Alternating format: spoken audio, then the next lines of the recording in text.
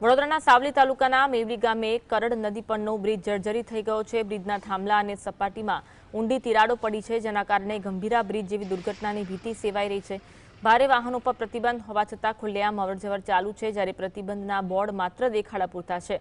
ગ્રામજનોમાં ભય અને રોષ વ્યાપ્યો છે। સ્થાનિકોએ તાત્કાલિક સમારકામ, તપાસ અને નિયમભંગ કરનારાઓ વિરુદ્ધ આકરી કાર્યવાહીની માંગ કરી, પર શું તંત્ર સક્રિય રીતે કામ કરવા માટે કોઈ દુર્ઘટનાની રાહ જુએ છે, તેવા અનેક સવાલો ઉઠ્યા છે।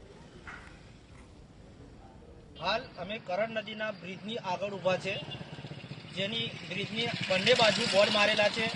ब्रिज जर्जरित हालतनी स्थितिमां छे अने जे अमारा गामजनोनी माग छे के जे पहेला गंभीरानी अंदर जे घटना थई हती ए घटना बीजी वखत ना थाय एना माटे अमे आ समस्त मेवली ग्रामजनो तरफथी अमारी माग छे के एनी पर प्रजातंत्र અત્યાર સુધી ઊંઘે છે, એ જાગે અને જાગૃત થાય અને બીજી વખત આવી ઘટનાઓ ના થાય એના માટે જે મરમ્મત કરવાની છે તે કરે।